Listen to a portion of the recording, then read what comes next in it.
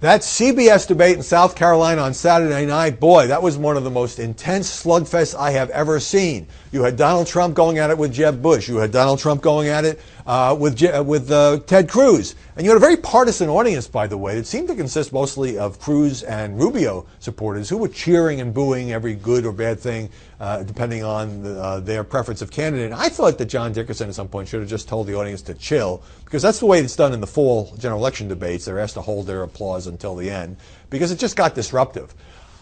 A lot of people have commented on whether Trump did well, whether Trump did badly, whether he was too angry, why did he go after George W. Bush, and a lot of people, including we did a segment on Fox with Trish Regan, talked about whether Dickerson, a lifetime print guy who recently went to CBS as the host of Face the Nation, whether or not he lost control, whether or not he let the Cruz and Trump dust up and the Jeb and Trump dust up go on too long, whether he should have, moved on to the next question. I thought, why not let these guys debate? And he came close to losing control, but I didn't think that he did.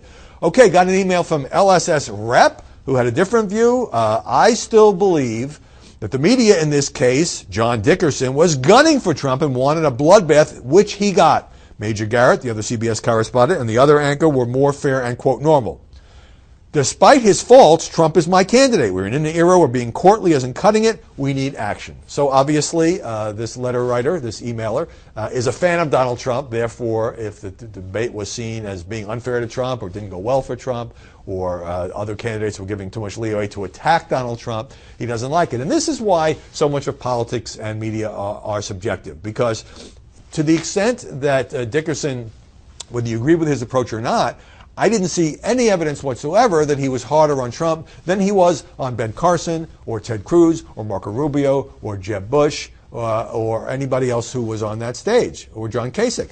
I think that he asked well-researched questions. Now, there were a couple to Trump where Dickerson and his CBS team had dug up things that were new, and that made for an informative and illuminative debate. For example, I didn't know that Trump had said in a CNN interview in 2008 that talked about Nancy Pelosi and whether or not George W. Bush should be impeached over the Iraq War, and he spoke of that sympathetically, and then Trump used that to pivot to the Iraq War and what a mistake it had been, and accused George Bush's administration of lying about weapons of mass destruction.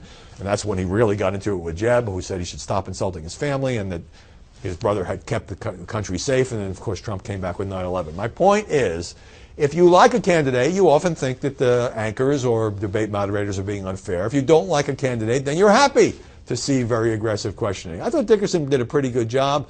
One thing is true, that debate is going to end up being pivotal in this week's South Carolina primary.